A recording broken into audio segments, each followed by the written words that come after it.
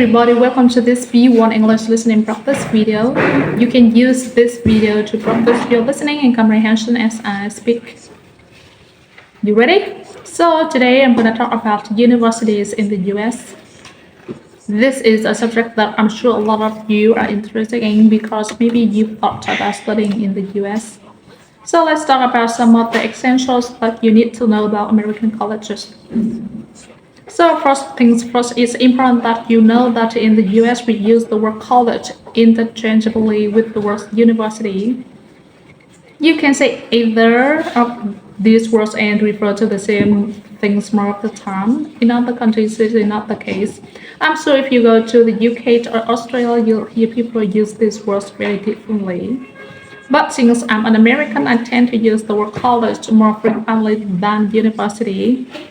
Let's talk a little bit about the cost of going to a four-year university in the US. Before we can calculate the average cost, we first need to distinguish between in-state and out-of-state tuition.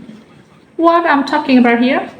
Well, if you attend a university that is located in the state where you live or you went to high school, it's cheaper. If you decide to go to a university in another state, it's more expensive.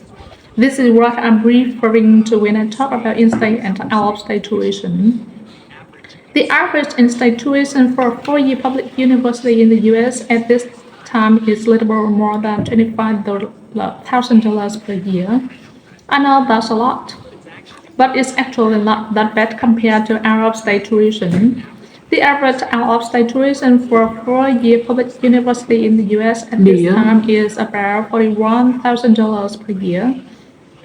That's crazy, isn't it? I wish I could tell you that I was joking, but sadly I'm not. This is the reality of going to college in the US. So you definitely need to think about this before you decided to study in an American university. I was pretty lucky because my college wasn't quite that expensive.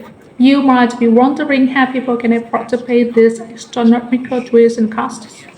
The answer is student loans. A student loan is money that the government lends to somebody to pay for college. That's great, right? Wrong. After you graduate, you have to pay back all the money that the government gave you plus interest. So after students graduate, they spend many years paying back their student loans.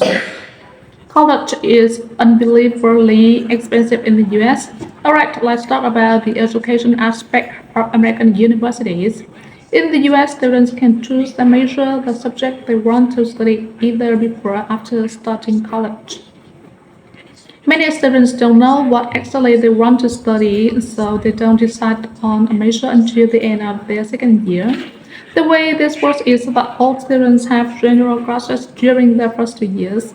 Everybody takes more or less the same types of classes: math, English, history, science, etc. Then, starting in their third year, students take classes specific to their major.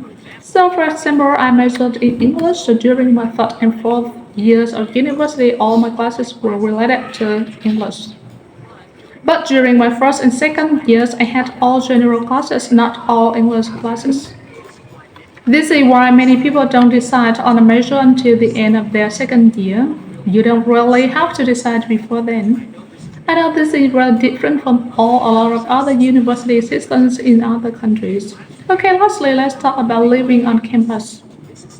This is something that many students do, especially in their first and second years.